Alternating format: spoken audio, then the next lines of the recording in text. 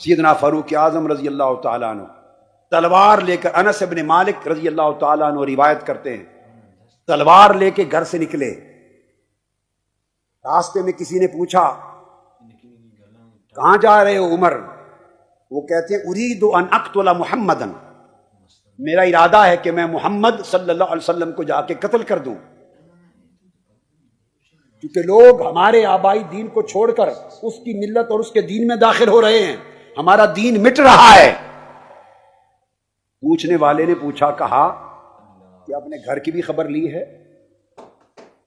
تمہاری بہن اور بہنوئی بھی اس محمد کے دین میں داخل ہو چکے ہیں صلی اللہ علیہ وآلہ وسلم۔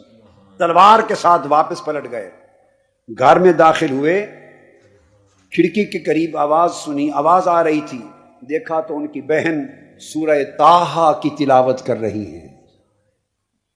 آگے بڑھے، اپنے بہنوئی پر حملہ آور ہوئے، وہ بھی مسلمان ہو چکے تھے، حملہ آور ہوئے تو آپ کی ہمشیرہ نے بڑھ کر دفاع کیا، ہمشیرہ کا چہرہ زخمی ہو گیا، خون بہنے لگا، ہمشیرہ نے اتنا جملہ بولا، بھائی عمر تو نے بڑا غضب کیا۔ اس جملے نے دل کی کایا بدل دی، اور پوچھا یہ کیا پڑھ رہے تھے؟ مجھے بھی دو میں پڑھوں۔ انہوں نے کہا نہیں، تمہارا جسم پاک نہیں ہے، غسل کرو، وضو کرو۔ پھر تھماتی ہیں قرآن کے اوراق، غسل کیا، وضو کیا، اس کے بعد سورہ طٰہٰ پڑھی۔ جب اس آیت کریمہ پر پہنچے، اننی انا اللہ لا الہ الا انا فاعبدنی واقم الصلاۃ لذکری، جب اس آیت کریمہ پر پہنچے دل کی کایا پلٹ گئی، ارادہ بدل گیا، توبہ نے جنم لے لیا۔ تو کہنے لگے اپنی ہمشیرہ کو اور بہنوئی کو، مجھے بھی محمد کے پاس لے چلو۔ یہ ایک روایت ہے جو انس بن مالک رضی اللہ تعالیٰ عنہ سے مروی اور زیادہ معتبر اور مستند روایت ہے، ان کے ساتھ گئے۔ اور دوسری روایت ہے کہ وہ ڈائریکٹ آقا کی بارگاہ میں تلوار کے ساتھ چلے گئے۔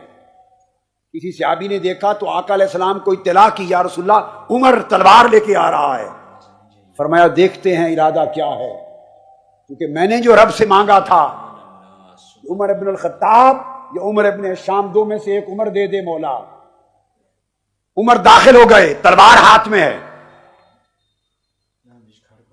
آقا نے پوچھا عمر کس ارادے سے آئے ہو؟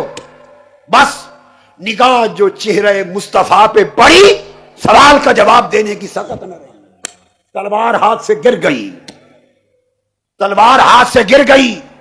عرض کیا آقا آیا تو کسی اور ارادے سے تھا، آیا شکار کرنے تھا، لیکن چہرے نے خود شکار کر دیا۔